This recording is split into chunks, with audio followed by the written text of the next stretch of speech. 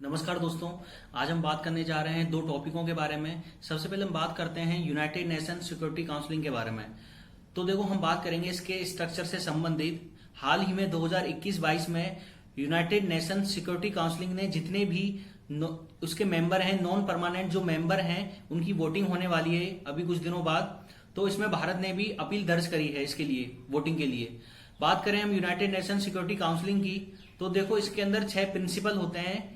तो बाकी के 5 कौन कौन से प्रिंसिपल हैं? सबसे पहले होता है यूनाइटेड नेशन सिक्योरिटी काउंसिलिंग, दूसरा होता है जनरल असेंबली, तीसरा होता है इकोनॉमिक एंड सोशल काउंसिलिंग, चौथा होता है इंटरनेशनल क्रिमिनल कोर्ट यानी कि आईसीसी, और पांचवा होता है इंटरनेशनल कोर्ट ऑफ जस्टिस यानी कि आईसीजे। और इसमें जो 6 ऑर्गन्स होते हैं यही मिलकर बनाते हैं यूनाइटेड नेशन असेंबली को। तो बात करें हम यूनाइटेड नेशन सिक्योरिटी काउंसिलिंग की, तो देखो इसमें कुल मिलाकर 15 मेंबर होते हैं। 5 जो मेंबर होते हैं वो परमानेंट मेंबर होते हैं और 10 मेंबर होते हैं जो नॉन परमानेंट मेंबर होते हैं। अब इलेक्शन जो होता है वो नॉन परमानेंट मेंबर्स के बीच होता है, क्योंकि जो 5 मेंबर होते हैं वो स्थायी होते हैं, मतलब उनको कोई हटा नहीं सकता। और जो 5 मेंबर होते हैं वो होते हैं यूएसए, रसिया, यूनाइटेड किंगडम, फ्रांस और चाइना। लेकिन बात करें हम इन नॉन परमानेंट मेंबर की, ये 2 साल तक होते हैं। 2 साल के बाद वापिस से इनमें वोटिंग होती है। वोटिंग के जरिए फिर ये 10 नए नॉन परमानेंट मेंबर चुनकर आते हैं। अब इसमें एक बात आती है सामने की, वीटो पावर क्या होता है। देखो, वीटो पावर जो 5 कंट्रीज हैं जो कि परमानेंट मेंबर हैं उनके पास होता है। होता क्या है इसमें कि जो भी, जैसे किसी भी चीज के ऊपर रिजोल्यूशन निकला, तो उससे रिलेटेड अगर एक भी देश सहमत नहीं है कि हम इसको सहमति नहीं देते इस चीज को करने के लिए, तो वो वहां पर ही कैंसिल हो जाता है। तो चाइना, कई बार जैसे चाइना इंडिया वीटो पावर के अंदर आना चाहता है तो चाइना मना करता है, चाइना मना कर देता है कि नहीं, हम इसके लिए सहमति नहीं देते। यूएसए भी जैसे ईरान, इजराइल के मना कर देता है, उनकी भी डील होने नहीं देता।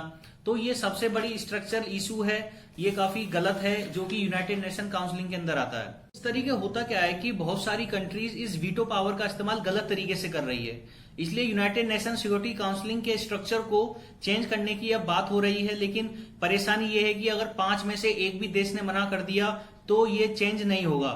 ज्यादातर चाइना इसके विपरीत ही काम करता है।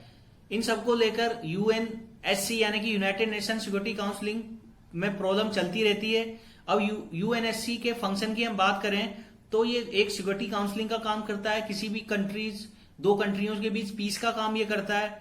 और इसके अलावा हम बात करें तो पीस कीपिंग फोर्स, यानी कि कोई कंट्री किसी दूसरी कंट्री में मिलिट्री ऑपरेशन करना चाहती है तो उसकी परमिशन भी यूनाइटेड नेशन सिक्योरिटी काउंसिलिंग देता है। तो ये था यूनाइटेड नेशन सिक्योरिटी काउंसिलिंग के बारे में। अब हम बात करते हैं नेक्स्ट इन्वायरमेंटल परफॉर्म इंडेक्स के बारे में। तो देखो, हाल ही में इन्वायरमेंटल परफॉर्म इंडेक्स जारी किया गया था। तो इससे होता क्या है, ये एक 2 संगठनों के द्वारा किया गया। एक है येले एंड कोलंबिया यूनिवर्सिटी और दूसरा है वर्ल्ड इकोनॉमिक फोरम। इन दोनों ने साथ मिलकर ये इन्वायरमेंटल परफॉर्मेंस इंडेक्स जारी किया है। साल में देखो 2 बार प्रकाशित किया जाने वाला ये परफॉर्मेंस इंडेक्स अलग अलग देशों के इन्वायरमेंट इंडेक्स, उनकी कंडीशन के बारे में बताता है। कुल मिलाकर इसके अंदर 180 कंट्रीज हैं जिनमें 32 इंडिकेटर हैं। किस तरीके से ये इंडिकेटर काम करते हैं मैं आपको बताता हूं। देखो, इसमें जो इंडिकेटर है वो बहुत 32 इंडिकेटर यूज होते हैं। यूज होने का मतलब कि जैसे तुम्हारे कंट्रीज में एयर क्वालिटी इंडेक्स कैसा है, तुम्हारे कंट्रीज में CO2 का एमिशन कितना है, वेस्ट मैनेजमेंट किस प्रकार से हो रहा है। तो इस प्रकार से मिलाकर 32 इंडिकेटर्स होते हैं जो कि निर्भर करता है इन्वायरमेंटल परफॉर्मेंस इंडेक्स के ऊपर। अब इंडिया की हम रैंकिंग की बात करें तो इंडिया की जो रैंक है वो 168 है, 168, जो कि 180 देशों में 168 रैंक आई है इंडिया की। अब हम वहीं पर इसकी स्कोर की बात करें तो 27.6 स्कोर मिला है इंडिया को 100 में से। और बात करें हम 2018 की, तो 2018 में जो इंडिया को इन्वायरमेंटल परफॉर्मेंस इंडेक्स में स्कोर था वो 27.6 ही था, लेकिन जो रैंक थी 177 थी। तो इंडिया ने कुछ रैंकिंग में सुधार किया है पिछले सालों के मुकाबले। अब इस इंडेक्स को पब्लिश करने का मेन मकसद क्या होता है? देखो, मकसद ये है कि हमको पता लगे कि हमारी कंट्री की कंडीशन क्या है इन्वायरमेंट से रिलेटेड। तो इससे होगा क्या कि जो सस्टेनेबल एफर्ट हैं वो हमको बढ़ाने पड़ेंगे। CO2 का एमिशन, ग्रीन हाउस और कार्बन, इन सबको हमको कम करना पड़ेगा अगर हमको इन्वायरमेंटल कंडीशन सुधारनी है इंडिया के अंदर।